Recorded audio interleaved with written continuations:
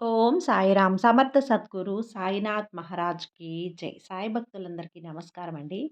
మన బాబా గారి దయ వల్ల మనందరం బావుండాలి, సంతోషంగా ఉండాలి అని చెప్పి మనస్ఫూర్తిగా కోరుకుంటూ ఈ రోజుటి వీడియో స్టార్ట్ చేస్తున్నాను ఫ్రెండ్స్.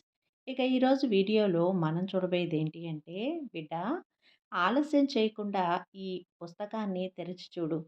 క్షణంలో నిన్ను బాధ పెడుతున్న వారందరినీ కూడా వాళ్ళ ఆటలు నేను ఏ విధంగా కట్టించబోతున్నాను అనేది ఇది నువ్వు విని తెలుసుకోవాలమ్మా అని చెప్పి బాబాగారైతే మనకు ఒక మంచి సందేశాన్ని తీసుకొచ్చేసారండి.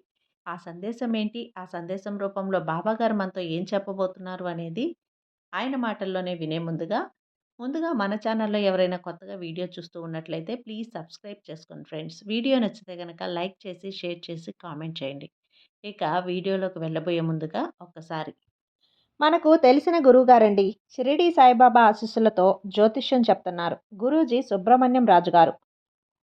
నెంబర్ 1 వశీకరణ స్పెషలిస్ట్. వీరి మొబైల్ నెంబర్ 9908224144. ఎలాంటి ప్రాబ్లం ఉన్నా సరే కేవలం ఫోన్ ద్వారా పూజలు చేసి పరిష్కరించేస్తారు. నేరుగా వెళ్ళాల్సిన పని లేదు. పర్సనల్గా మీట్ అవ్వాల్సిన అవసరం కూడా లేదు. ఉన్న చోటనే కదలకుండా, మూడో కంటికి తెలియకుండా మీ మొండి సమస్యలను సైతం మీరు పరిష్కరించుకోవచ్చు. ప్రేమ, పెళ్లి, ఉద్యోగం, రాజకీయం, విదేశీ ప్రయాణం, ధనం నిలకడగా లేకపోవటం, భార్యాభర్తల మధ్య గొడవలు, ఆస్తి తగాదాలు, అప్పుల బాధలు, స్త్రీలు పురుషులు ఎటువంటి గుప్త సమస్యలున్నా సరే నెంబర్ 1 వశీకరణ స్పెషలిస్ట్. మీ మీద, మీ ఇంటి మీద చెడు ప్రయోగం జరిగినా, చేసి ఉన్నా కూడా నరదిష్టి, నరగోష్ట, సంతాన సమస్యలు, భార్యాభర్తల మధ్య, లవర్స్ మధ్య అనుమానాలున్నా, అపార్థాలున్నా, థర్డ్ పర్సన్ ఉన్నా సరే, అత్తాకోడళ్ళ మధ్య సఖ్యత లేకపోయినా ప్రతి ఒక్క ప్రాబ్లంకి చక్కటి సొల్యూషన్ ఇస్తున్నారండి. మీ వివరాలన్నీ కూడా సేఫ్ అండ్ సెక్యూర్గా ఉంచుతారు. మీకే కాదు, దేశ విదేశాల్లో ఉన్నవారు ఎలాంటి ప్రాబ్లమ్స్‌నైనా సరే పరిష్కరించుకుంటున్నారు. ఎంతోమంది విదేశాల్లో ఉన్నటువంటి వారు దిక్కుతోచని పరిస్థితుల్లో, అయోమయ స్థితిలో ఉన్నవారు ఇప్పుడు గురువుగారికి కాల్ చేసి వాళ్ళ ప్రాబ్లమ్స్‌ని సాల్వ్ చేసుకొని ఈరోజు హ్యాపీగా లైఫ్ లీడ్ చేస్తూ చాలా సంతోషంగా ఉన్నారు. కాబట్టే స్క్రీన్ మీద ఉన్నటువంటి నెంబర్‌కి ఒక్కసారి కాల్ చేయండి. మీ ప్రాబ్లమ్‌ని గురువుగారితో పంచుకోండి. ఖచ్చితంగా గురువుగారు మీ ప్రాబ్లమ్‌కి సొల్యూషన్ చూపిస్తారు. ఇక వీడియోలోకొచ్చేస్తే తల్లి, ఇప్పుడు నీకు ఎవరైతే ద్రోహం చేశారో, ఎవరైతే నిన్ను, నీ మనసును, నీ కుటుంబాన్ని బాధ కలిగించే మాటలంటున్నారో, ఎవరైతే నిన్ను నలుగురిలో అవమానాలకు గురి చేస్తున్నారో వాళ్ళందరినీ కూడా నేను శిక్షిస్తానమ్మా. అవును బిడ్డ. నిన్ను వాళ్ళ మాటలతో కానీ, చేష్టలతో కానీ వారిని ఎవ్వరిని కూడా నేను వదిలిపెట్టను. నిన్ను బాధపెట్టిన వాళ్ళెవ్వరిని కూడా, నిన్ను కన్నీరు మున్నీరుగా బాధపెట్టిన వారిని ఎవ్వరిని వదిలిపెట్టను. ఇక అలాంటి వ్యక్తులని నేనేం చేయబోతున్నానో, వారికి తగినటువంటి శిక్ష ఏ విధంగా వేయబోతున్నానో తెలుసుకోవాలి అంటే, ఇప్పుడే నువ్వు ఈ పుస్తకాన్ని తెరిచి చూడు. నీ మనసుని ఇప్పుడైనా నిబ్బరంగా ఉంచుకో. నీ జీవితాన్ని నేను మారుస్తాను బిడ్డ. ఎవరి మాటల వల్ల కూడా నువ్వు అవమానపడ్డావో, ఎవరి వల్ల అయితే నువ్వు బాధలు పడ్డావో నాకన్నీ తెలుసు. నీ బాబా ఈ సందేశం పంపింది నీ కోసమే బిడ్డా. ఈ నా బిడ్డలందరూ కూడా సంతోషంగా ఉండాలి అని చెప్పి ఈ సందేశాన్ని మీ ముందుకు వచ్చానమ్మా. మరి తల్లి, ఈరోజు ఈ పుస్తకంలో ఉన్న ఈ సందేశాన్ని నీ బాబా నీకు వినిపించబోతున్నాడు. జాగ్రత్తగా ఉండు. జాగ్రత్తగా విను బిడ్డా. ఇది నువ్వు తెలుసుకొనే తీరాలమ్మా. ఖచ్చితంగా నువ్వు నన్ను మనస్ఫూర్తిగా ఒక్కసారి మనసులో తలుచుకొని నీ సాయి రూపాన్ని తలుచుకో. నీ సాయి నామాన్ని పఠించి వెంటనే ఈ లేఖని తాకావు కదా! ఇక నీకు ఈ సాయి ఇస్తున్న సందేశం ఏంటో జాగ్రత్తగా విను. అనవసరంగా లేనిపోని ఆలోచనలతో నువ్వు ఇది సందేశం విన్నావు అంటే నీకేమీ కూడా అర్థం కాదు. కాబట్టి మనస్ఫూర్తిగా భక్తి, శ్రద్ధలతో మనసు మొత్తం నీ సాయికి అప్పగించి నువ్వు ఈ సందేశం చివరి వరకు జాగ్రత్తగా విను తల్లి. నీ జీవితానికి సంబంధించిన మాటలు ఎన్నో ఉన్నాయి. నీ జీవితంలో ఎన్నో ఘటనలు, ఎన్నో సంఘటనలు, మలుపులు, మెళకువలు ఒక్కొక్క దాని కోసమైతే ఒక్కోసారి నీ జీవితమే తలకిందులైపోతూ ఉంటుంది. క్షణాలు నీకు ఎన్నో ఎదురయ్యాయి. కానీ ఆ సందేశాన్ని ఈరోజు నువ్వు వింటున్నావు అంటే చాలంగా ఆనందంగా మనసు హాయిగా ఉంటుంది. ఈరోజు నీ కన్నీళ్ళన్నీ కూడా శాశ్వతంగా దూరం చేయబోతున్నాను. కాబట్టి బిడ్డా, జాగ్రత్తగా ఉండు. ఎవరు నిన్ను బాధ పెట్టారో, ఎవరు నిన్ను అవమానాలకు గురి చేశారో వారి పేర్లన్నీ కూడా ఒక్కసారి తలుచుకో. ఈ పుస్తకంలో రాయి. ఇక నీ క్షణమే నిర్లక్ష్యం చేయకు. ఈరోజు నీకు తెలియనటువంటి ఎన్నో రహస్యాలను నీకు చెప్పబోతున్నాను. కాబట్టి నువ్వు ఏమాత్రం కూడా ఆలస్యం చేయకుండా, అశ్రద్ధ చూపకుండా, నిర్లక్ష్యం చేయకుండా ఈరోజు నీ సాయి చెప్పిన సందేశాన్ని నీ కంట పడిన వెంటనే ఈ పుస్తకాన్ని ఒక్కసారి తెరిచి చూడు. నీ తండ్రి నీ కోసం తీసుకొచ్చిన సందేశం. నువ్వు దీన్ని భావించు బిడ్డా. ఇది చివరి వరకు వింటే నీకు ప్రతి ఒక్కటి కూడా స్పష్టంగా అర్థమవుతుంది. చూడమ్మా, ఇప్పుడు నీకు వింటూ కాస్త కంగారుగా ఉన్నావు కదా! అలాగే భయంగా కూడా అనిపిస్తుంది. అయితే అవన్నీ కూడా నీకు పూర్తిగా భయాలు, ఆందోళనలు నేను నేరుగా చేస్తాను. నీ సాయి నీకు ఎవరైతే మోసం చేయబోతున్నారో, ఎవరైతే నీకు కీడు తలపెట్టబోతున్నారో అవన్నీ కూడా నీకు కూడా తెలుసు. అలాగే నాకు తెలుసు. ఎవరు నాకు నష్టం చేశారో, నీ మనసు గాయపరిచారో అన్నీ కూడా నాకు తెలుసమ్మా.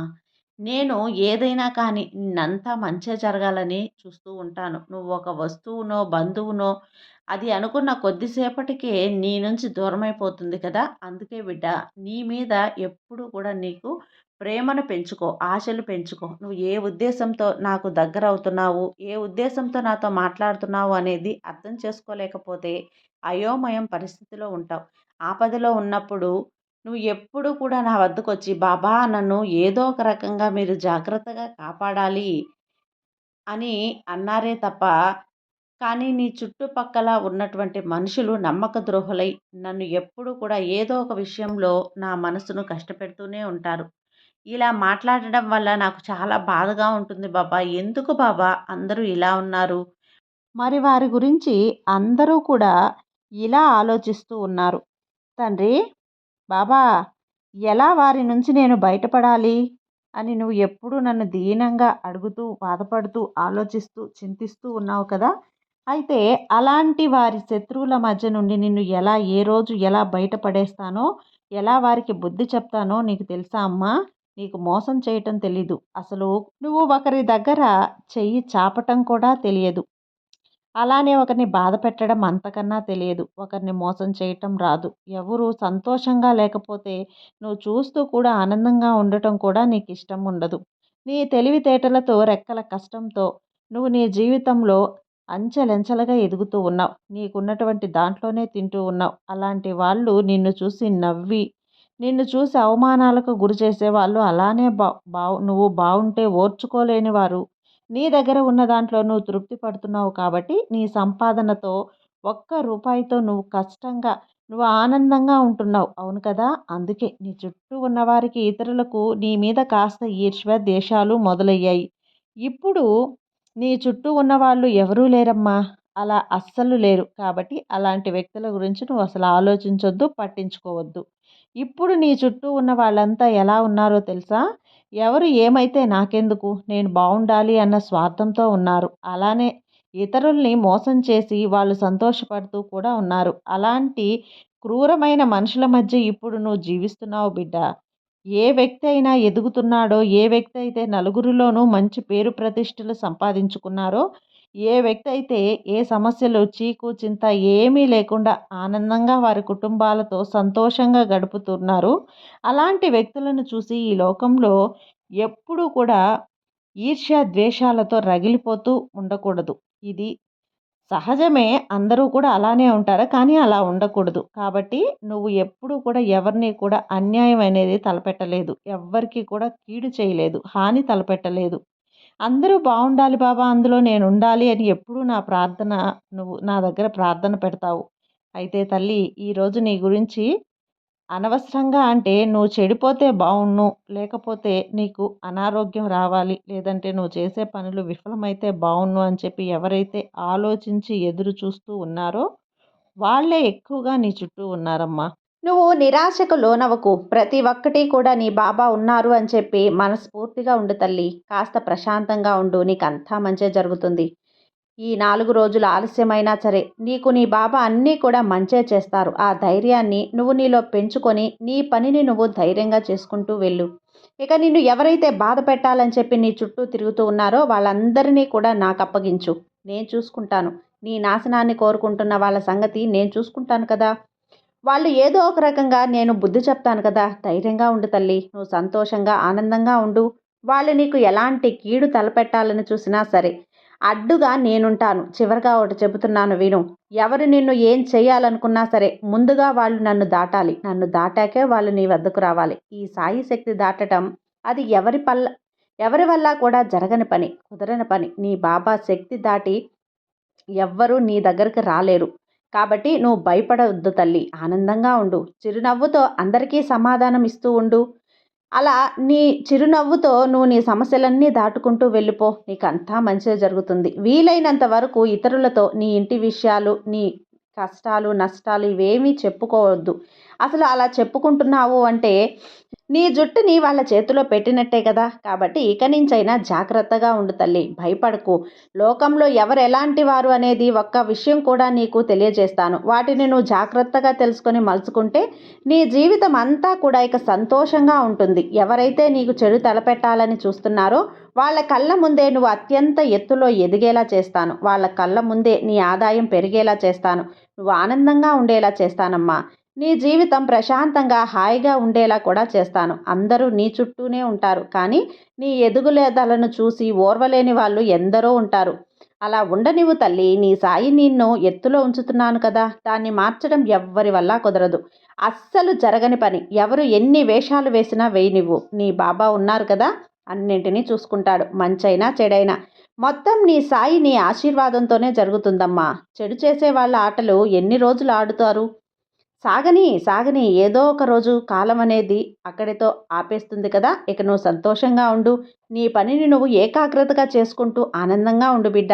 ఎవరైతే నీకు కీడు తలపెట్టాలని చూస్తున్నారో, నీ పనికి అడ్డు రావాలని చూస్తున్నారో వాళ్ళందరినీ కూడా నేను చూసుకుంటాను. నువ్వు హాయిగా సంతోషంగా ఉండు బిడ్డ. నీకు బాధ తలపెట్టాలని చూసిన వాళ్ళ ఆటలన్నీ కూడా నేను కట్టిస్తాను. కల్మషం లేనటువంటి నీ మనసు అంటే నాకు చాలా ఇష్టం.